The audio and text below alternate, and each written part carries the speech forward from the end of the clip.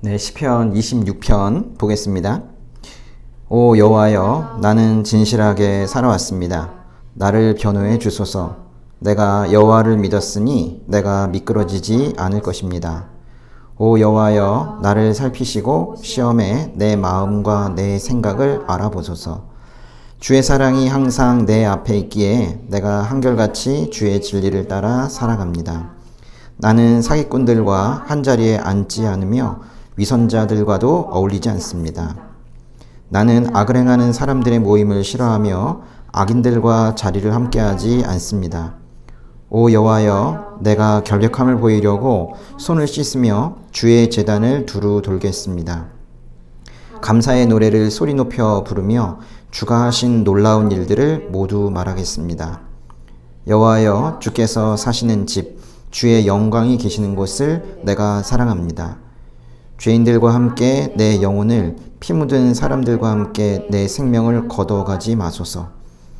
그들의 손에 악한 계략이 있고 그 오른손에 뇌물이 가득합니다. 그러나 나는 진실하게 살 것이니 나를 구원하시고 불쌍히 여기소서. 내 발이 평탄한 곳에 서 있으니 사람들 가운데서 내가 여호와를 찬양할 것입니다.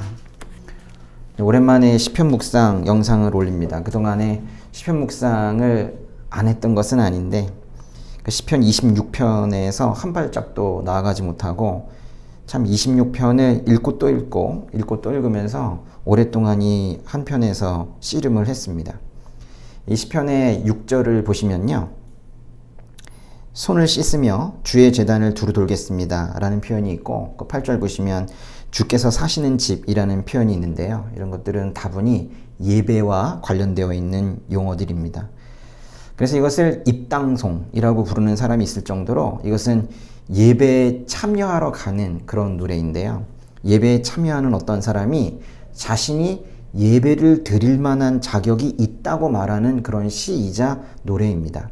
1절에서 시인은 하나님께 이렇게 말합니다. 저는 진실하게 살아왔습니다. 그러면서 나를 변호해 주소서라고 말해요. 여기서 변호라는 것은 재판장이신 하나님께서 나를 정확하게 판단해 주세요 라는 그런 의미입니다. 2절에서도 역시 하나님께 자신을 살피시고 또 시험해 달라고 그렇게 하면서 자신의 마음과 생각을 알아보라고 간구합니다. 여기서 마음과 생각을 알아보라는 것은 문자적으로는 이 몸의 이 장기까지 아주 구석구석 나 전체를 다 살펴봐 달라는 그런 의미입니다. 3절에서도 자신이 한결같이 주의 진리를 따라 살았다고 하고, 4절과 5절에서는 자신이 사기꾼, 위선자, 악인들과 어울리지 않으며 그렇게 거룩하게 살아왔다고 또 그렇게 말을 합니다. 이렇게 하나님 앞에 진실하게 살아온 이 사람이 드디어 6절에서 예배를 드리러 가는 장면을 노래하는데요. 6절 한번 읽어보겠습니다. 오 여호와여, 내가 결백함을 보이려고 손을 씻으며 주의 제단을 두루 돌겠습니다. 정결 의식을 행하고 거룩한 지금 예배를 드리겠다고 말을 하는 거예요. 7절, 감사의 노래를 소리 높여 부르며 주가 하신 놀라운 일들을 모두 말하겠습니다. 하나님에 대한 감사함으로 큰 소리로 찬양하겠다는 거예요. 또 하나님께서 자신의 삶에 행하신 그 일들을 간증하겠다라는 거예요. 8절, 여호와여, 주께서 사시는 집, 주의 영광이 계시는 곳을 내가 사랑합니다. 그러면서 하나님의 성소, 하나님의 영광이 계시는 곳, 그것이 어딜까요? 그것은 신약시대의 교회일 수도 있고, 또 종말의 때 우리 각자의 마음이 또 될 수도 있는데요, 그곳을 사랑한다고 말을 합니다. 그러면서 9절과 10절에서 죄인들과 함께 나를 취급하지 마시고 다르게 대해 주시기를 또 간구합니다. 또 11절과 12절에서 진실하게 살겠다고, 하나님 찬양하면서 살겠다고 그렇게 헌신과 다짐을 또 합니다. 이런 시입니다. 제가 왜 시편 26편을 그냥 넘어가기 어려웠는지 이제 이해가 되시나요? 1절부터 쉽게 고백이 되어지지 않았습니다. 오 여호와여, 나는 진실하게 살아왔습니다. 도대체 이 진실이라는 이 단어를 과연 인간 이명호에게 쓰기에 가당한 용어이기는 한가?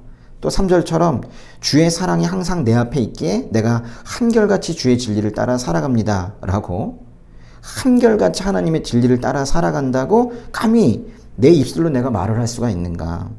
고개가 숙여지고 감히 이것을 묵상을 나누거나 그렇게 할 수가 없었어요. 그러면 왜 오늘은 이렇게 영상을 찍는가? 예. 이 시인이 자신의 이 무죄함을 주장하는 것이 이게 자기 의를 자랑하는 것이 아님을 깨달았기 때문이에요.